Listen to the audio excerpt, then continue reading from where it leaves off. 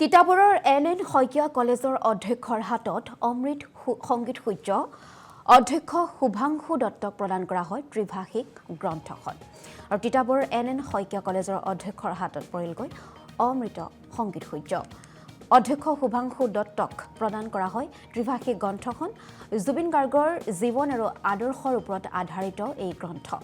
Assam live 24ৰ এই পদক্ষেপক শলাগিলে অধ্যক্ষ দত্তই।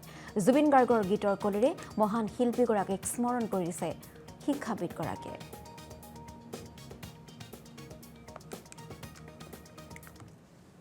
তোমাৰ নীলিম কথাৰ দৰে, তোমাৰ নীলিম কথাৰ দৰে, সপোন ৰাতি অকল হৰে, তোমাৰ নীলিম কথাৰ দৰে।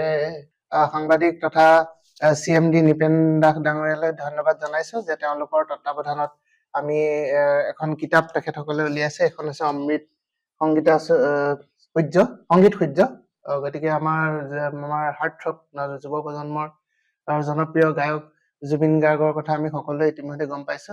গতিকে তেখেতৰ বিষয়ে, তেখেতৰ জীৱনৰ বিষয়ে, তেখেতৰ কৃতিত্বৰ বিষয়ে, তেখেতৰ গানৰ বিষয়ে, তেখেতৰ অভিনয়ৰ বিষয়ে, মানে সৰ্বাংগীন তেখেতৰ যি প্ৰতিভা আছিলে, সেই প্ৰতিভাৰ বিষয়ে বিভিন্নজনে ইয়াত অকল সাংবাদিক জগতৰ পৰা আৰম্ভ কৰি বৌদ্ধিক মহলৰ, শিক্ষক মানে বিদ্যালয় মহাবিদ্যালয় সমাজৰ বিভিন্নজনে ইয়াতে তেখেতৰ সান্নিধ্যত আহোঁতে, জুবিন গাৰ্গৰ সান্নিধ্যত আহোঁতে যিখিনি তেওঁলোকৰ অভিজ্ঞতা বা তেওঁৰ বিষয়ে যিখিনি কথা আহৰণ কৰিছিলে, সেই কথাখিনি ইয়াত অতি সুন্দৰকৈ প্ৰকাশ পাইছে বুলি অনুভৱ হৈছে।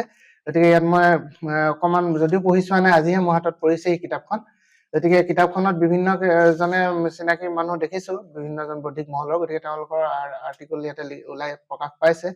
গতিকে এটা খুব ভাল পদক্ষেপ লৈছে আমাৰ এই মানে কিতাপখনৰ দ্বাৰা। মই ভাবো আমাৰ যিহেতু মহাবিদ্যালয়ত তেখেতসকলে এখন দান কৰিছে আজি, গতিকে মহাবিদ্যালয়ৰ লাইব্ৰেৰীত থাকোতে লাইব্ৰেৰী যিখন ছাত্ৰ ছাত্ৰী ইয়াতে অধ্যয়ন কৰে, সেইসকলে এইখনত যেতিয়া পঢ়িব, এতিয়া জুবিন গাৰ্গৰ বিষয়ে আৰু অলপ তেওঁলোকে যুৱ প্ৰজন্মই, বিশেষকৈ আজিৰ যুৱ প্ৰজন্মই তেওঁৰ বিষয়ে আৰু অলপ বিশদভাৱে জানিবলৈ পাব। ইতিমধ্যে আপোনালোকে জানে যে জুবিন গাৰ্গৰ যি পিতৃ এখন মোৰ দৃষ্টিত জুবিন বুলি কিতাপ ইতিমধ্যে বহুত জনপ্ৰিয় হৈছে শেহতীয়াভাৱে, আৰু সেইখন পঢ়িয়ে আমি তেওঁৰ বিষয়ে যথেষ্টখিনি এতিয়াহে আমি গম পাইছো।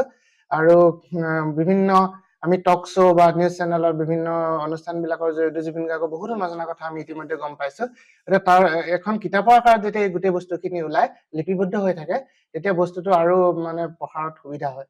আৰু সেইকাৰণে যুৱ প্ৰজন্মৰ পৰা আৰম্ভ কৰি সকলো প্ৰজন্ম অসমৰ বাহিৰত থকা সকলো প্ৰজন্মৰ লোকৰ বাবে ই এটা খুব মানে ইনফৰ্মেটিভ এখন কিতাপ হ'ব বুলি মই আশা কৰিছো। গতিকে এই সুযোগতে মই অসম লাইভৰ কৰ্মকৰ্তাৰ লগতে নিপেন দাস ডাঙৰীয়া যি CMD অফ আছাম লাইভ, তেখেতকো ধন্যবাদ জনাইছো। এটা খুব সুদূৰ প্ৰসাৰী তেওঁ যিটো প্ৰচেষ্টা হাতত লৈছে, সেইটো মই শলাগো।